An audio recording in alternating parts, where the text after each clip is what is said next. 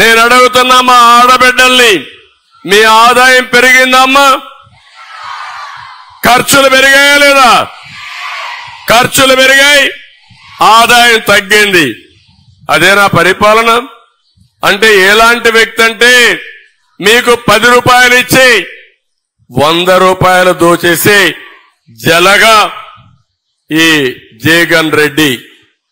నేను అదిగా చేసింది.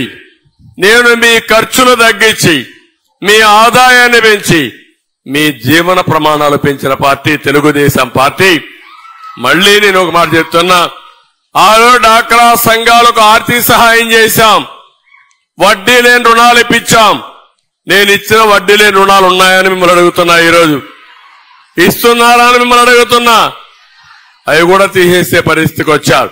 అందుకే ఈరోజు మీ అందరికీ హామీ ఇస్తున్నా, భవిష్యత్తులో 10 లక్షల వరకు మీరు రుణం తీసుకుంటే వడ్డీ లేని రుణాలు ఇచ్చే బాధ్యత మేము తీసుకుంటామని మీ అందరికీ హామీ ఇస్తున్నా. దానికి కూడా ఒక పర్పస్ ఉంది. ఏం చేస్తానో కూడా మీకు ఒకసారి చెప్తాను.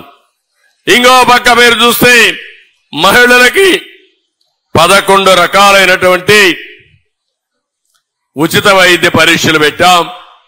ఆత్మ గౌరవం కింద మరుగుదొడ్డు కట్టించాం. ఒకప్పుడు నేను చూశాను, ఆడబిడ్డలు ఇంట్లో వంట చేయాలంటే పెద్ద సమస్య. గంటల తరబడి వంటింట్లో ఉండేవాళ్ళు.